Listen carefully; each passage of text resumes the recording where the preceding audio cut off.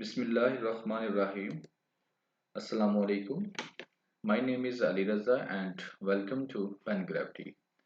Done newspaper के हम editorials और ओपिनियंस का एनालिसिस कर रहे थे with practice question and today is 13th of December 2023।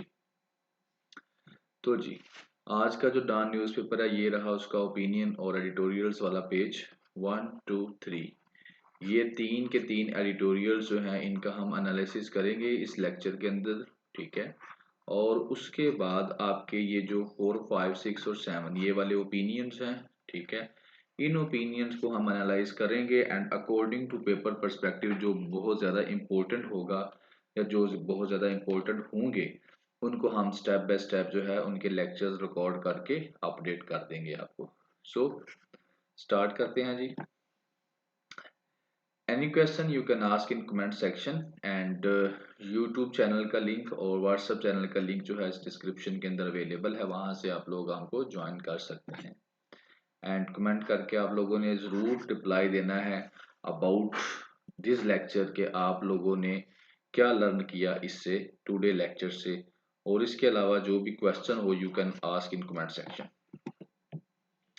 ये वो वाली स्लाइड है जो हमारी स्लाइड एक पहले भी इसी तरह से ये चल रही है। तो जो नया इसके अंदर यानी कि करंट ग्लोबल इश्यूज ये चल रही हैं, ये सब के सब हमने अपने प्रीवियस लेक्चर्स के अंदर डिस्कस किए हुए हैं इन डिफरेंट डिमेंशंस। और अगर अगर आपने वो लेक्चर्स नहीं सुने तो आप सुन सकते हैं ताकि आपके आइडियाज इनके बारे में अपडेट हो जाएं। कश्मीर का इशू जो है वो अभी रिसेंटली अपडेट हुआ है दोबारा से आर्टिकल 370 एंड 35A की वजह से, जो इंडिया की सुप्रीम कोर्ट ने इंडियन सुप्रीम कोर्ट ने जो फैसला किया है उसके बाद, ठीक है। तो इसके ऊपर जो है डिस्कशन होगी। ये नई चीज़ है, बाकी पुरानी है चीज़ें जिसके अंदर, और ये आपके करंट इश्यूज हैं जो पाकिस्तान के अंदर कंटिन्यू हुए हैं। और इनमें ये वाला 18th अमेंडमेंट वाला और स्पेशली जो इलेक्शंस के डिले के ऊपर जो है काफ़ी डिस्कशन हो रही है। सो जी, फर्स्ट वन आपका है मिलिटेंट अटैक्स टेररिज्म। तो हुआ क्या है बेसिकली, जो है मिलिटेंट्स जो हैं टेररिस्ट जो हैं उन्होंने अगेन जो है सिक्योरिटी पर्सनल्स के ऊपर क्या कर दिया है, अटैक कर दिया है। और उस अटैक की वजह से काफ़ी ज़्यादा जो हमारे फौजी भाई हैं वो शहीद हो गए हैं, और इसको लेकर ये एडिटोरियल लिखा गया है। और अगर मैं पेपर की बात करूं तो ये मेन आपकी हेडिंग रहेगी टेररिज्म सिक्योरिटी, ठीक है। तो ये इस डिमेंशन के अंदर आप लोग इसको पेपर पर्सपेक्टिव में देख सकते हैं, टेररिज्म की फॉर्म के अंदर या सिक्योरिटी की शक्ल के अंदर।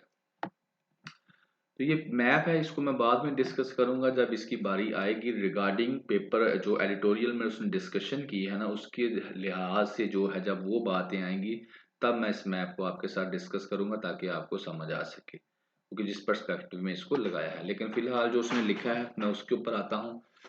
पहली बात वो ये कह रहा है कि इस वक्त राइट नो पाकिस्तान को पॉलिटिकल क्राइसिस भी हैं, इकोनॉमिकल क्राइसिस भी हैं, और अब ये जो टेररिस्ट अटैक हो रहे हैं उसकी वजह से सिक्योरिटी की क्राइसिस भी हैं। यानी कि अगर आप देखें being a student of competitive exams या एक वैसे आप ओवरव्यू लें तो पाकिस्तान इस वक्त इन तीन क्राइसिस के अंदर फंसा पड़ा है।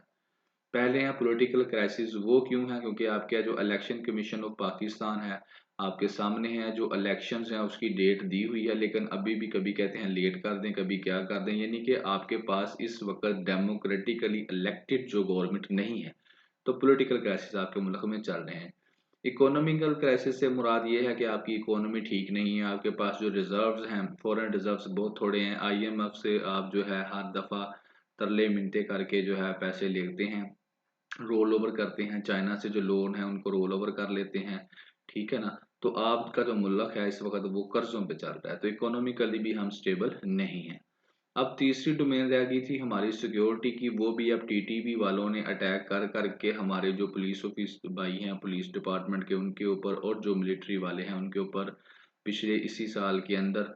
तो उससे भी क्या है, अब हमारी जो सिक्योरिटी की सूरत हाल है वो भी ख़राब हो चुकी है पाकिस्तान के अंदर, वो भी इतनी अच्छी नहीं रही जितनी पहले थी। तो अगर आप मेन जो आपके इस वक्त पाकिस्तान को इश्यूज हैं वो ये तीन चल रहे हैं जो पाकिस्तान को थ्रेट्स हैं, पॉलिटिकल भी चल रहा है, इकोनॉमिकल भी चल रहा है, सिक्योरिटी का भी चल रहा है। और अगर अभी रिसेंटली कुछ बच्चों ने ऐसे के बारे में कहा था कि सर हम जा रहे हैं 2024 में जो पेपर होने वाले हैं तो व्हाट इज अबाउट ऐसे। तो बेटा ये 3 डिमेंशन अपने ज़हन में रख लें, इससे किसी भी डिमेंशंस में वो डिस्कशन आपसे कर सकता है। क्लाइमेट वेरी मच इम्पोर्टेंट, उसके ऊपर आपके साथ बात हो सकती है। गज़ा क्राइसिस हो गए, यूक्रेन क्राइसिस हो गए, और अब आपके पास आ गया है नया कश्मीर का इशू।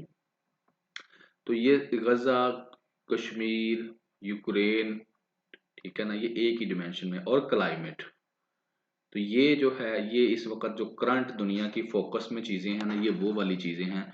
तो आप इनके ऊपर जो है समझ सकते हैं कि वो किसी भी डिमेंशन के अंदर आपसे क्वेश्चन पूछ सकता है। तो ये तो होगी सारी बातें। अब हम चलते हैं कि एडिटोरियल में क्या है। वो कहता है कि दरबान का एरिया है, वहां पर टेररिस्ट अटैक होता है, 23 जो हमारे ट्रूप्स हैं या फौजी हैं वो शहीद हो जाते हैं, 6 टेररिस्ट की डेथ होती है। और ये वाला जो अटैक है इसको क्लेम कौन करता है? टीजेपी। टीजेपी क्या है? तहरीके जिहाद पाकिस्तान वाले इसको क्लेम कर लेते हैं, and it is part of TTP, Tehreek-e Taliban Pakistan. अब कहता है जो डेरा इस्माइल खान का जो एरिया है ना, वो स्पेशल एरिया बन चुका है, टारगेट फॉर स्पेशल एरिया है जो टारगेट किया जाता है अटैक्स के लिए। कौन सा? डेरा इस्माइल खान का। अब डेरा इस्माइल खान कहाँ पे है? खैबर पख्तूनख्वा के अंदर है, ठीक है ना। अब यहीं पे ही अक्सर ज्यादातर अटैक होते हैं, और वो क्यों हो रहे हैं वो भी मैं आपको बताता हूँ। अब मिलिटेंट्स ने क्या किया है, अपनी स्ट्रेटजी जो है वो बदल ली है। पहले वो करते थे अर्बन एरियाज के ऊपर अटैक, लेकिन अब वो मिलिट्री वालों को और पुलिस वालों को अटैक करते हैं, ठीक है ना। और खास तौर पर जो रूरल एरिया है ना, वहां पर वो अटैक करते हैं। तो ये जो डेरा इस्माइल खां का एरिया चुना गया है, अब ये ही यहीं पे क्यों ज्यादा टेररिस्ट अटैक हो रहे हैं, हमने रिसेंट एडिटोरियल भी डिस्कस किए। तो ये मैं इसलिए इस मैप को मैंने लगाया है। अब आप इस मैप को देखते हैं जरा। ये नीचे आपको पूरा पाकिस्तान का मैप नजर आ रहा है, और ये रेड कलर में आपको केपीकी का जो है ना वो खैबर पख्तूनख्वा का मैप नजर आ रहा होगा, ये वाला जो आपके सामने है सारे का सारा। अब यहाँ पर आप देख सकते हैं, ये है डेरा इस्माइल खान। अब डेरा इस्माइल खान का बॉर्डर इस तरफ से लगता है बलूचिस्तान को, इस तरफ से लगता है पंजाब को। और यहाँ से आप मैप में भी देख सकते हैं, इस नुक्कर पे आइए, ठीक है। और इसके साथ साथ जो ज्यादा थ्रेट वाली बात है कि ये साथ में साउथ वजीरिस्तान का एरिया इसको लगता है, टैंक का लगता है, साथ नॉर्थ वजीरिस्तान का लगता है, और साथ ही आपका जो है इधर से अफगानिस्तान भी इसको लगता है। तो ये जो है ना, ये है प्रॉब्लम की जड़ की। और ये वो वाला इलाका है साउथ वजीरिस्तान, नॉर्थ वजीरिस्तान, जो पहले फटा हुआ था, फेडरल एडमिनिस्ट्रेटिव ट्राइबल एरियाज होते थे, जिसको बाद में जो है केपीकी के साथ मर्ज कर दिया गया है। तो यहाँ से क्या होता है कि वो इस अफगानिस्तान की सॉइल को इस्तेमाल करते हुए, ज़मीन को इस्तेमाल करते हुए यहाँ पर आते हैं, और यहाँ पर आकर फिर इन इलाकों के अंदर वो जो है वो अटैक करते हैं, और वापस फिर वो इधर ही कहीं गुमशुद हो जाते हैं। तो अब ये वाला जो एरिया है ना डेरा इस्माइल खां का, अब ये फोकस बना हुआ है, ज़्यादातर टेररिस्ट अटैक यहाँ पर ही हो रहे हैं। इसीलिए मैंने अपने ऐप लगाया ताकि आपको क्लियर हो सके। आगे वो डिटेल देता है कि क्या हुआ है। कहता है कि तकरीबन नवंबर तक जो है 600 अटैक हुए हैं और 900 डेथ हो गई हैं, और 81% जो है वो बढ़ी हैं। 2022 में जितने अटैक हुए से उससे 81% ज्यादा अटैक हो चुके हैं। अब इससे क्या होगा, ये अब थ्रेट है इलेक्शंस के लिए, और डेमोक्रेटिक प्रोसेस को भी ये डिस्टर्ब करेगा। अब वो आगे कहता है कि ये जो टारगेटेड एक्शंस है ना, इनको क्या किया जाए, need bye focus on the area, ठीक है। कौन सा एरिया? जो अभी मैंने आपको बताया, डेरा इस्माइल खां का जो स्पेसिफिक एरिया ना, उसको टारगेट किया जाए, और उसमें क्या किया जाए, मिलिटेंट्स को वहां से निकाल दिया जाए, साफ कर दिया जाए। अगर हम ऐसा नहीं करते तो फिर ये वाले जो मिलिटेंट है ना, यही वाला काम जो है ना, ये क्या होगा, फिर आगे फैल जाएगा पूरे पाकिस्तान के अंदर, और फिर पाकिस्तान को बड़े स्केल के ऊपर मिलिट्री ऑपरेशन करना पड़ेगा, और उसके रिजल्ट कोई अच्छे होने वाले नहीं है। क्यों नहीं? क्योंकि उससे फिर क्या होती है कि जो सिविलियन पॉपुलेशन है वो भी डिस्टर्ब होती है। तो लिहाजा इसको बढ़ने से पहले ही ये जो डेरा इस्माइल खां का एरिया है, यहाँ पर क्या कर दिया जाए, इनको यहीं के यहीं इनको क्या कर दिया जाए, खत्म कर दिया जाए। और दूसरी तरफ जो है अफगानिस्तान का भी रोल है इस टेररिस्ट एक्टिविटीज के अंदर। अफगानिस्तान के जो तालिबान है उनके बारे में कहता है कि बेशक ये बहुत डिफिकल्ट है कि हम उनसे किसी किस्म की डील करें, वो हमसे कोई डील करें, मगर इस चैनल को जो है वो ओपन ही हमने रखना चाहिए।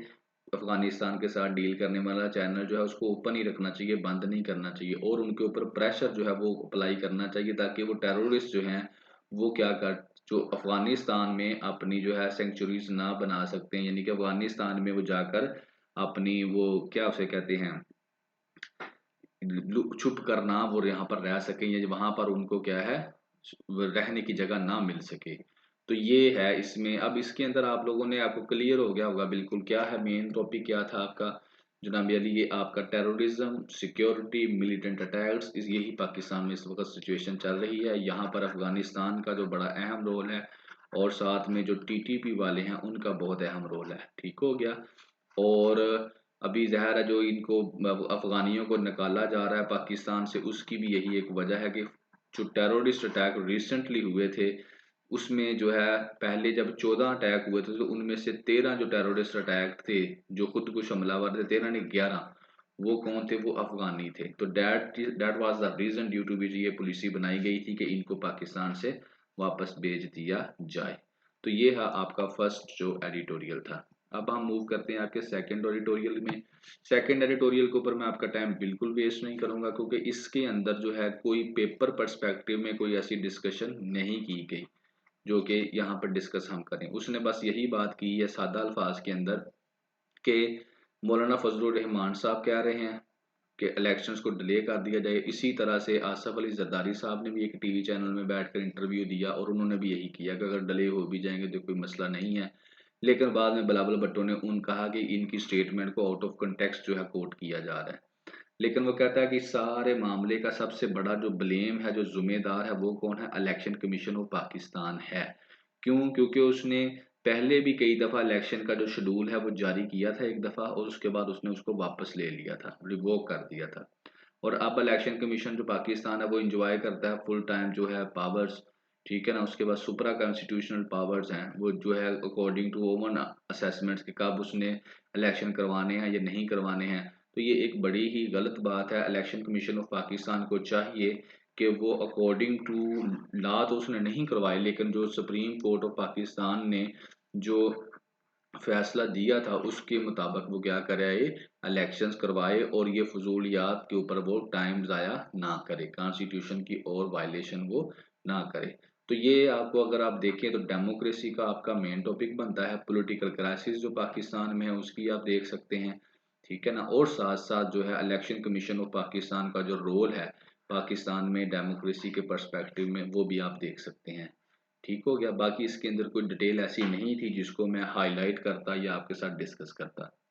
तीसरा आपका जो एडिटोरियल है टू डे वाला, उसके अंदर है अनजस्ट डिटेंशन। डिटेंशन होता है किसी को यानी कि कैद करके रख लेना। ठीक है ना। तो इसके अंदर वो बेसिकली डिस्कस, इसके अंदर भी पेपर पर्सपेक्टिव में ऐसे कोई पॉइंट्स नहीं है जिनको मैं एनालाइज करता, क्योंकि मेन मकसद होता है इनको पढ़ना और इनके अंदर से जो पेपर पर्सपेक्टिव में इंपॉर्टेंट पॉइंट्स हैं उनको निकाल कर आपके सामने रखना और आपके साथ उनको डिस्कस करना और ये बताना कि वो पेपर में कहाँ आपके काम आ सकते हैं ताकि आपको बेनिफिट मिल सके। लेकिन अगर वो कभी कभी नहीं भी ऐसे कोई लिखता चीज़ें तो उसके ऊपर मेरी कोशिश होती है कि मैं टाइम वेस्ट ना करूं। तो क्या है जी, कहता है खतीजा शाह आपको पता है पीटीआई की सपोर्टर थी। 9 मई का अटैक होता है, प्रोटेस्ट होता है, उसके बाद उसको क्या कर लिया जाता है, अरेस्ट कर लिया जाता है। तो फिर दोबारा उसको कभी अरेस्ट कर लेते हैं, कभी उसको रिलीज कर देते हैं, यानी कि उसकी जमानत होती है लेकिन अब दोबारा उसको क्वेटा की पुलिस पकड़ कर ले गई है। ठीक है ना। और वो अब पिछले 6 माह से इसी तरह से जो है वो क्या कर रही है, जेल में है और उसके साथ जेल में भी कोई अच्छा ट्रीटमेंट नहीं किया जा रहा। तो इसके ऊपर वो कहता है कि ये क्या है कि ये human rights commission of Pakistan ने भी कहा है, क्रिटिसाइज किया है इस चीज़ को। ठीक है ना। कि उनको हरासमेंट उनकी की जा रही है, अपने बच्चों से नहीं मिलने दिया जा रहा, उनसे अलग कर दिया गया है। सेनेट में भी इस चीज़ के ऊपर बात हुई है, आवाज़ उठी है कि जो राइट्स हैं ना and freedom of political rivals जो हैं एंड एक्टिविटीज हैं उसके ऊपर बात की जाए। ठीक है ना। तो स्टेट कहता है इस मामले को अच्छे तरीके से हैंडल नहीं कर रही, उसे चाहिए कि ट्रांसपेरेंसी के साथ और रूल ऑफ लॉ के मुताबिक जो है इस चीज़ को चेक करे, जो लीगल प्रोसेस है उसको अपनाया जाए। ठीक है ना। कि क्यों उनको रिपीटेडली री अरेस्ट किया जा रहा है, ये क्या है, ये क्लियर है कि लीगल जो प्रोसेस है उसको क्या किया जा रहा है, अंडरमाइन किया जा रहा है। तो वो कहता है कि विंड चेंजेस स्वार्ड्स में विंग था, यानी कि जिस तरफ की हवा चलती है सारे उसकी तरफ हो जाते हैं। लेकिन यहाँ पर वो फाइनली बात ये करता है कि फेयर ट्रीटमेंट होना चाहिए। ठीक है ना। इंश्योर करना चाहिए ड्यू प्रोसेस को और पॉलिटिकली सेंसिटिव केसेस जो होते हैं उनको क्या है कि उनकी जो राइट एंड फ्रीडम जो है सारे पॉलिटिकल जो बंदे हैं उनकी राइट और फ्रीडम ऑल सिटीजन की का ख्याल रखना चाहिए। और फाइनली वो कहता है कि जो अब के खतीजा शाह का केस है इसको रीवैल्यूएट करके करके और अकॉर्डिंग टू चेक किया जाए कि ये जो पॉलिटिकल डिटेंशन है, यानी कि पॉलिटिकल बेस के ऊपर जो लोगों को कैद करके रखा जाता है, उनके ऊपर झूठे मुकदमे बनाए जाते हैं, इसको रीवैल्यूएट किया जाए। तो ये भी पॉलिटिक्स के ऊपर जो थी, खतीजा शाह का जो था एक केस था, उसको उन्होंने डिस्कस किया कि उसके साथ जुल्म सितम हो रहा है। लेकिन अगर इसको मैं पेपर के पर्सपेक्टिव में लेके जाऊं तो आप इसको फिर देख सकते हैं कि पॉलिटिकल डोमेन में औरतों के साथ पाकिस्तान में क्या हो रहा है, वाई डेमोक्रेसी जो है वो, डेमोक्रेसी क्यों पाकिस्तान के अंदर स्ट्रॉन्ग नहीं हो रही। तो इसकी एक रीज़न ये भी है। जब हम दूसरी बातें करते हैं तो हम कहते हैं 50% से ज़्यादा औरतें हैं, जब वो इकोनॉमी में नहीं आएंगी तो हमारी इकोनॉमी नहीं ग्रो कर सकेगी। तो इसी तरह से 50% से अगर ज़्यादा औरतें हैं तो जब वो डेमोक्रेटिक स्टेज में, वो पॉलिटिक्स में आती हैं, तो उनके साथ ये ज़्यादतियाँ की जाती हैं, जिसकी वजह से फिर दूसरी औरतें इस चीज़ को देखकर डिस्करेज होती हैं और वो पॉलिटिकल डोमेन के अंदर आना पसंद नहीं करती। ना सिर्फ पसंद नहीं करती, बल्कि पॉलिटिक्स जो है वो ऐसी गेम समझा जाता है जिसको वो समझते हैं कि एक अच्छी औरतों की फील्ड नहीं समझा जाता। तो ये आप इसको पेपर पर्सपेक्टिव में भी डिस्कस कर सकते हैं। सो जी, आज के लेक्चर के लिए इतना ही था। जो आपके आज के टू डे एडिटोरियल्स थी उनको मैंने डिस्कस कर दिया है, उनके अंदर जो इम्पोर्टेंट पॉइंट्स थी उनको भी, जिस दिन जो एडिटोरियल जितनी उसकी उसके अंदर मटेरियल होगा उसकी बेस के ऊपर जा रहा है, हम जो है उसको डिस्कस करेंगे मैक्सिमम का मैक्सिमम। लेकिन आज के जो एडिटोरियल्स थे उनमें इतना ज़्यादा सच डाटा नहीं था, सो दैट्स वाई यही आज के लिए। कमेंट करके आपको अब हमें ज़रूर बताना है ओपिनियंस जो हैं उनके बारे में, आपने बिल्कुल परेशान नहीं होना। उनको हम आराम से पढ़ेंगे, देखेंगे, जो भी रेलिवेंट होगा, ठीक है। जैसे आज का था वो COP 28 के ऊपर था, तो वो हमने डिस्कस कर किया आपके साथ। इसी तरह उनमें से भी जो इम्पोर्टेंट होगा हम उनको आपके साथ ज़रूर जो है डिस्कस करेंगे, एनालाइज करेंगे। सो जी, have a good day and thank you very much.